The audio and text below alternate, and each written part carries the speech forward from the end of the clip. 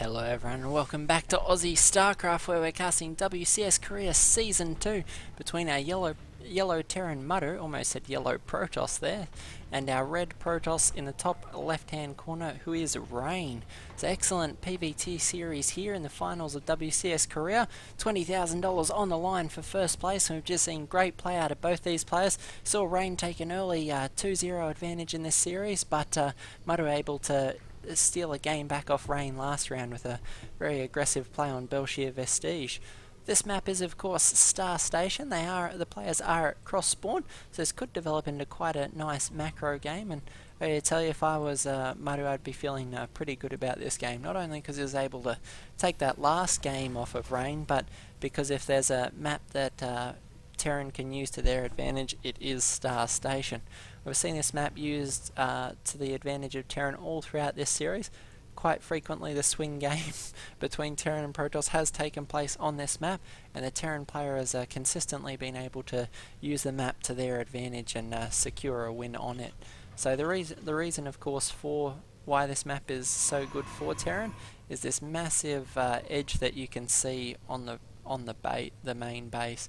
It's very easy for Terran players to sneak a drop in, very easy for Terran players to plant their siege tanks nearby and harass and irritate the Protoss base structures, easy to contain and put pressure on it. You can see you could get quite a nice contain setup and very difficult angle of attack for the defender. So just so many ways in which the Protoss player can fall prey to early Terran tactics, whether it's Reapers able to jump up and down this massive cliff, or whether it's some sort of light contain, or in fact annoying medevac drops. It's just great map for Terran to be able to try and make a comeback. And we have Maru is still behind in this series, so down 2-1. We'll see if he can equalise in this game, or if Rain will take another game and secure a 3-1 lead over Maru. Just want to take a moment to talk to you guys about Aussie Starcraft in general. For those of you that don't know, we are a fairly new casting group here, trying to support esports and Starcraft here in the Southeast Asia region. You notice Europe and North America and all the other regions tend to have quite a few casters supporting them, and esports is reaping the benefits of that. And unfortunately here in Southeast Asia we don't actually have a very big esports community, or very many casters at all in general. So because I love Starcraft and love esports and would love to see it prosper a little bit more here in the Southeast Asia region, I decided I would start casting Starcraft and see what we could do to help the community out. So I hope you're enjoying these videos. We've had a nice start, quite a few people subscribing already, and slowly getting a bit more exposure. Anything you guys could do to help that would be much appreciated. Sharing our videos on Facebook or Twitter if you enjoy them would be great, or link and share it with your friends. Let them know that we are casting some great Starcraft games here on Aussie Starcraft. So appreciate any support and help you guys can give us. Of course, everyone benefits from esports growing in Southeast Asia.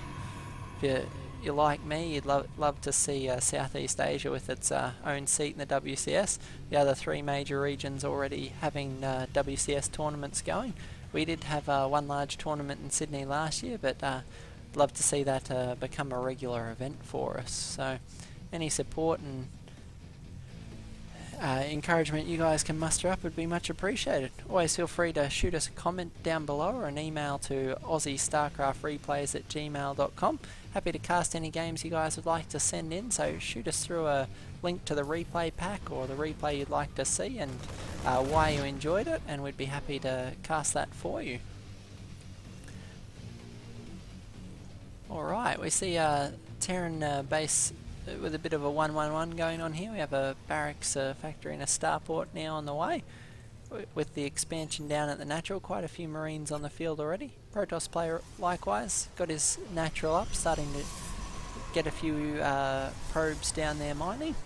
Not a lot on the field yet from our Protoss player. We have 3 Stalkers and a Mothership core. Also an observer that'll probably move out and try and keep an eye on these Terran forces.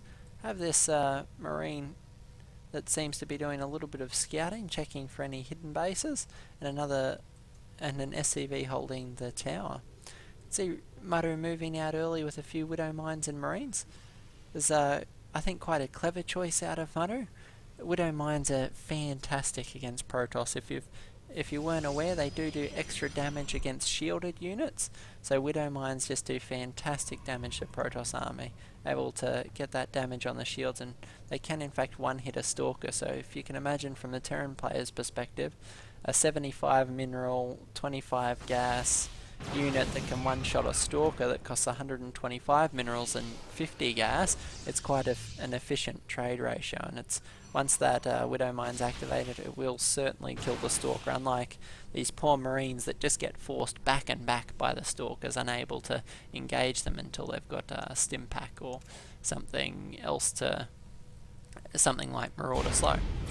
We do see a medevac up here being annoying. Has dropped these Widow Mines trying to harass and irritate the Protoss line, but Rain able to get a photon cannon down in the main base that will keep his mineral line nice and safe. Observer able to spot that as well, forcing back this early aggression quite quickly. Have two observers now scouting around the Terran base. See a lot more production coming down from Maru. Obviously aware of the fact that first shot at aggression won't work, but we do have this a Raven on the way now from the starport, and he will hopefully be able to spot and get rid of these observers so that Rain has a little bit less idea what is going on, because currently Rain can see everything that Maru is moving out with, and it does make it very difficult for him to try and surprise Rain in any way. Starport now on the reactor, so we're likely to see medevacs getting spat out two at a time. See our Marauders wandering down the front. No upgrades yet really for this bio. One attack, one weapons, one armor, on the way now, with Stimpack also on the way. Protoss with their +1 armor already.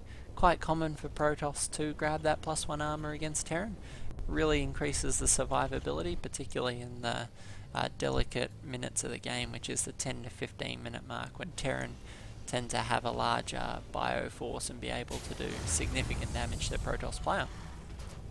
Both players moving to secure their third base with these. Oh, we see the Widow Mine able to pick up a kill there. Nice sneaky play from Maru. He's going to move that Widow.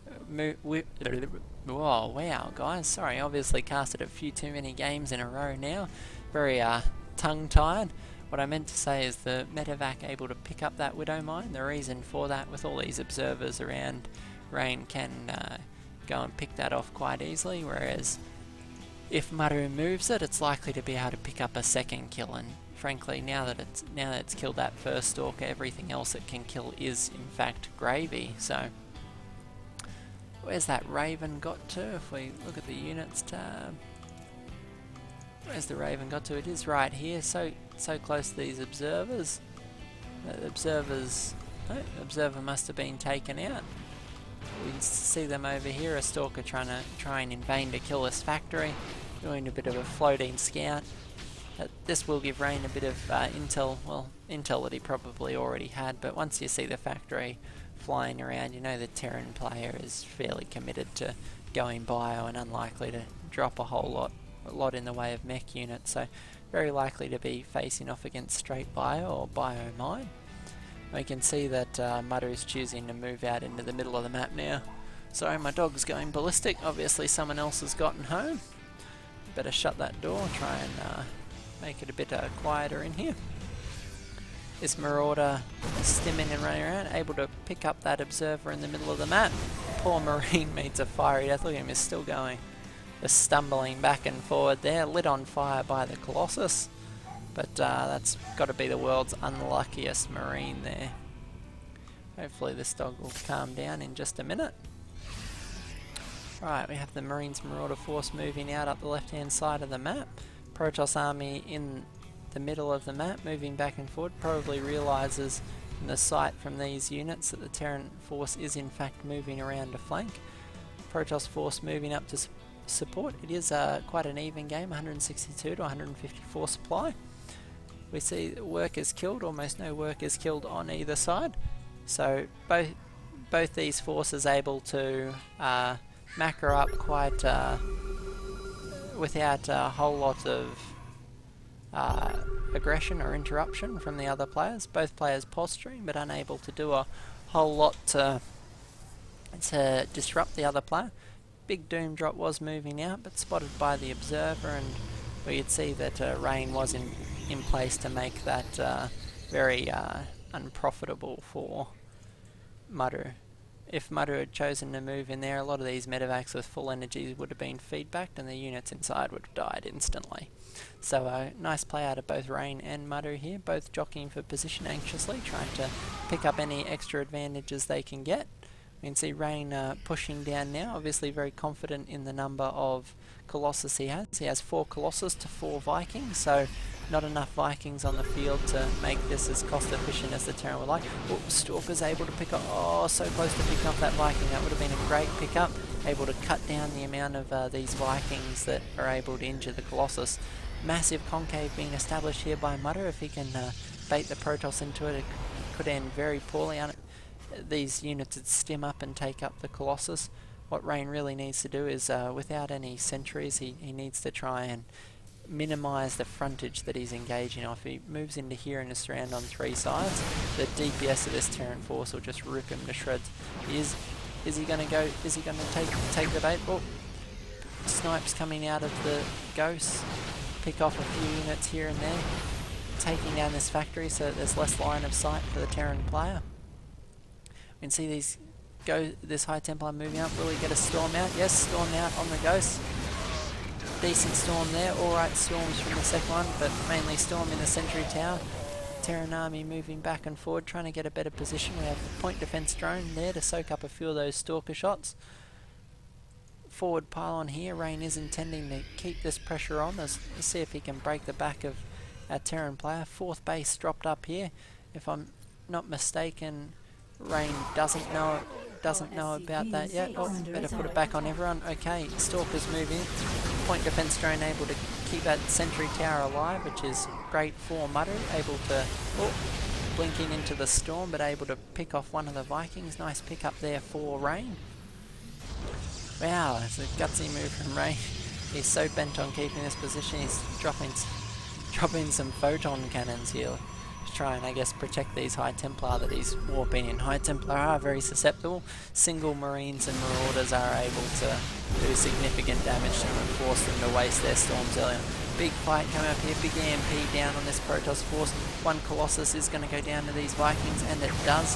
Perhaps they're big storms. Oh, they're in the choke. The Terran are fighting the choke. It's not where they want to be. Vikings able to pick up an extra Colossus, 2 Colossus down, 3 Colossus down, only 1 Colossus left. This Bio Ball is going to eat through the Terran ground force. 1 Colossus still in play, trying to kite away from these Vikings. The big stim from the Terran able to push this Protoss force right back. And we have the game swinging into Maru's favour, 160 supply to 110. Can he counterattack the Protoss force? Viking able to take out that last Colossus. And we have it looking quite desperate for our Protoss player. See if Rain can stabilise here. He has in fact got 4 bases, but this Terran force is just going to sweep down into this 4th base. Able to stim and take it out. I would think these Vikings really need to get in a better position, doing nothing but soaking up shots from the cannon. Able to snipe that pylon, keep those cannons out of action. Big storm there on the Bio forces. But these Ghosts are eating through the light units, able to pick off those Stalkers. Can they get the Nexus? Photon Overcharge going to take up these Marines and Marauders. Reinforcements streaming up from Maru. Is it enough? The Marauder slowing these Zealots. Marauders kiting back. Able to clean up the Zealots. Can he take out this 4th base? Nexus up to 4 kills now. All these units on quite low health. The 4th base does go down. Big pickup for Maru here. He's restricted the Protoss to 3 bases, while he himself has 4 mining bases. Stream of reinforcements on the way. If we look at the production tab, we can see 2 Colossus are in production at a time, as opposed to 5 Marauders and 2 Vikings at a time from our Terran player Maru. Vikings now landing, no Colossus on the field. They know their job's done and they need to get active on the ground. Notice he's trying to snipe these gas geysers to try and prevent Rain from getting any of those High Templar and Colossus. Very gas heavy units required to go toe to toe with Terran. Big stim from these units to run in. Quite low health here. Can the Zealots clean them up?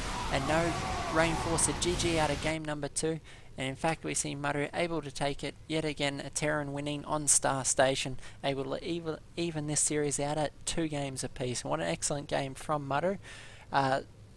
Different play style out of these guys every single game, but Rain there trying to pressure the third base. We had a few nice storms and a few pickups here, but Maru was able to just push his way through and win that game by the skin of his teeth. Very, very close game there. A few of those battles could have gone either way, resting on the knife edge, but today the victory does go to Maru. Excellent game number 4 to take this series to a 2-all tie going into game number 5. Hope you guys are enjoying the series. Very back and forward. I was a bit worried when we finished game number 2. I thought if I've picked a series hoping it was good and it ends up to be a 4-0 steamrolling for Rain, I'm going to be just a little bit disappointed, but not disappointed at all now, able to see Maru steal this series back. It's 2-all going into game number 5. So how's Rain going to react to this new Maru that we're seeing? Is he going to adapt and survive, or is Maru going to sweep through and take the series out from under him? I guess we'll find out in game number 5. Thanks guys, we'll see you there.